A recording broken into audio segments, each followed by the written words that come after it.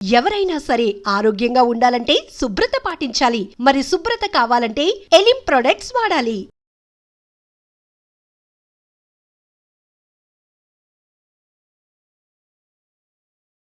నమస్కారం. Welcome to iDream. ధర్మ మార్గం విత్ విజిత కార్యక్రమానికి స్వాగతం.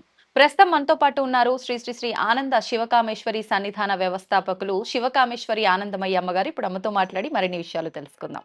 నమస్కారం అమ్మా. శ్రీమాత్రే నమః.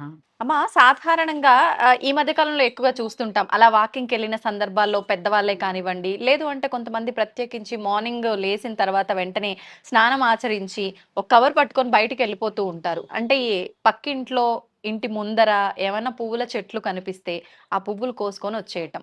ఇది ఎక్కువగా చూస్తున్నాం.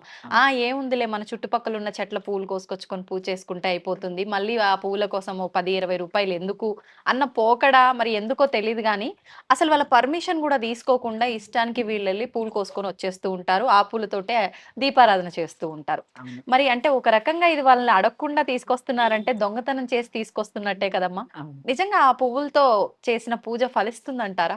తప్పకుండా తెలియజేస్తాను. శ్రీమాత్రే నమః. శ్రీ గురుభ్యో నమః.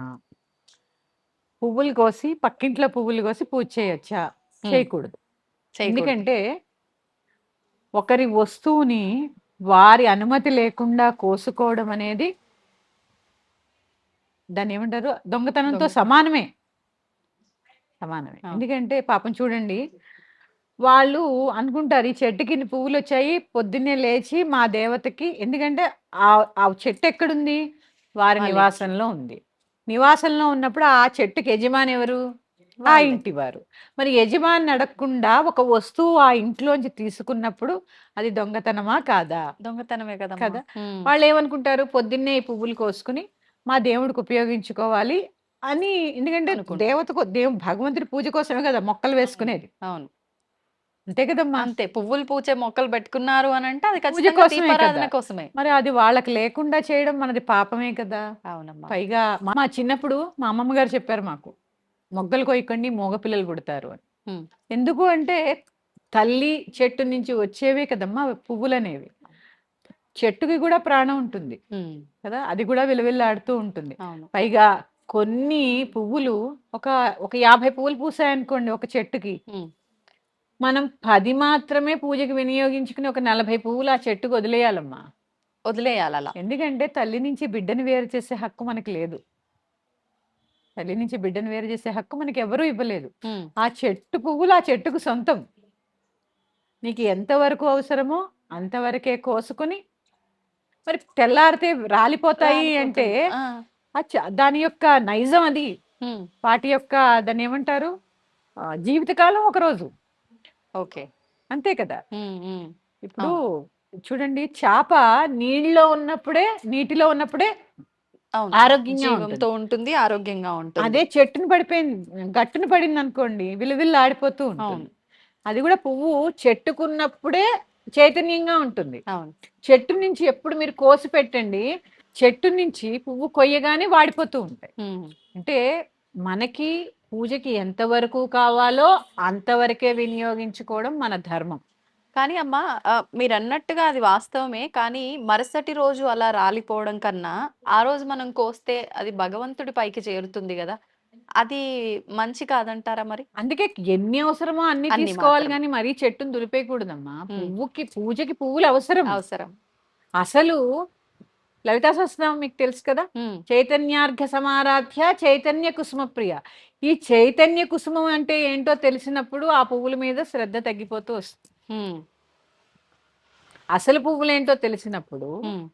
చైతన్య కుసుమం నీ నీ యొక్క బుద్ధి, నీ యొక్క జ్ఞానం, నీ హ్మ్. నీ ఆలోచనని ఆ భగవంతుడి పాదాల యందు సమర్పించినప్పుడు చూడండి ఆలోచన ఎప్పటికప్పుడు వస్తూ ఉంటుంది చైతన్యం. అవును. నీ ఆలోచనలోనే నువ్వు భగవంతుడిని నిలిపినప్పుడు అదే హ్మ్. చైతన్య కుసుమం. ఆ! ఇలాంటి చైతన్య కుసుమాల గురించి మనం ఆలోచించాలనే ముందు ప్రాథమికంగా ఈ కుసుమాల గురించి పూజ చేయమని చెప్పారు. ఓకే. ఎందుకు చూడండి ఒక్కొక్క పువ్వుకి ఒక్కొక్క ప్రత్యేకత ఉంటుంది. అవును. ఇప్పుడు పద్మం తీసుకోండి ఒక ప్రత్యేకత. హ్మ్. కదమ్మ వృక్షం తీసుకోండి ఒక ప్రత్యేకత. హ్మ్. కదమ్మ పుష్పం అమ్మవారికి ఇష్టం. ఎందుకు ఇష్టం? హ్మ్. పిడుగు పడినా గాని గ్రహించే శక్తి ఉంది. హ్మ్. అందుకే ఆవిడ అక్కడ కూర్చుంది. ఎందుకంటే మన బిడ్డలకి ఏ ఆపద రాకుండా కాపాడతాను అని చెప్పడానికే కదంబ వృక్షం ఉంది. అంటే నీ నెత్తి మీద ఎలాంటి పిడుగుపడ్డా నేను ఉన్నాను, నన్ను నమ్ముకో అని చెప్పడం. ఆ.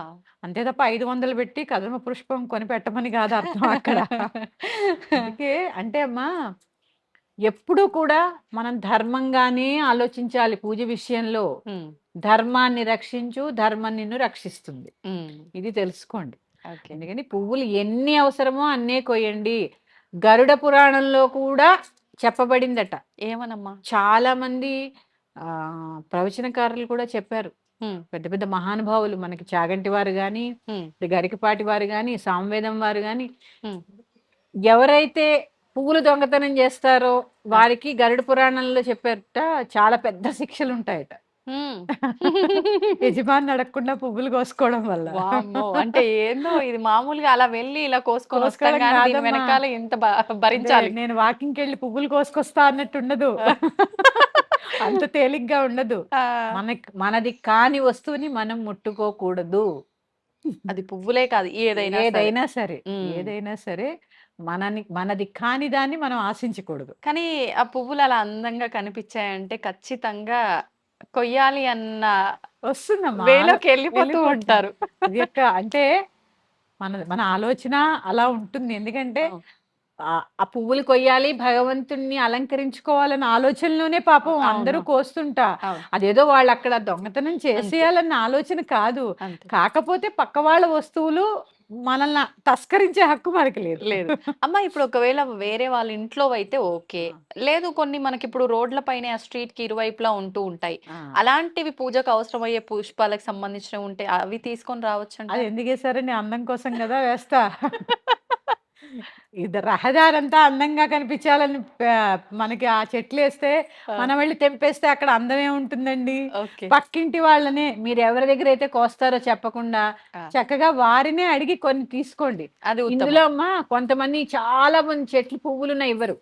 ఇవ్వరు. ఇవ్వరు. వాళ్ళకి దోషం ఉంటుందా మరి? మరి అడిగినప్పుడు ఏ వస్తువైనా ఇవ్వాలి కదా.